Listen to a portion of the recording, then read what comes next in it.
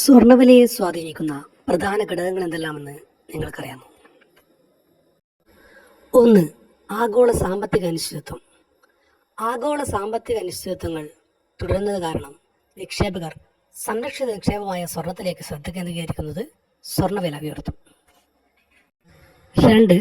കേന്ദ്ര ബാങ്കുകളുടെ പലിശ നിരക്ക്. കേന്ദ്ര ബാങ്കുകൾ പലിശ നിരക്ക് കൂട്ടുകയും കുറയ്ക്കുകയും ചെയ്യുന്നത് സ്വർണ്ണവിലയെ ബാധിക്കുന്ന മറ്റൊരു ഘടകമാണ്. പലിശ നിരക്ക് ഉയർത്തുമ്പോൾ നിക്ഷേപകർക്ക് മറ്റ് നിക്ഷേപങ്ങളിൽ നിന്ന് ഉയർന്ന വരുമാനം ലഭിക്കുകയും സ്വർണത്തിന് ഡിമാൻഡ് കുറയുകയും ചെയ്യും. തിരിച്ചും പലിശ നിരക്കുകൾ കുറയ്ക്കുമ്പോൾ സ്വർണം ആകർഷകമായ നിക്ഷേപമായി മാറുകയും വില ഉയരുകയും ചെയ്യും. 3.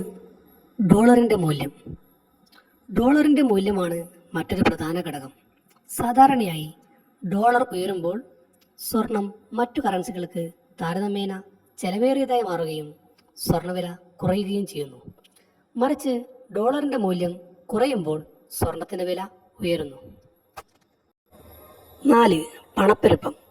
പണപ്പെരുപ്പം ഉണ്ടാകുമ്പോൾ കറൻസികളുടെ മൂല്യം കുറയുകയും ഇത് സ്വർണത്തെ കൂടുതൽ സുരക്ഷിതമായ നിക്ഷേപമായി മാറ്റുകയും ചെയ്യുന്നു. ഇത് സ്വർണത്തിൻ്റെ വില ഉയരാൻ കാരണമാകുന്നു. 5. ഡിമാൻഡ്.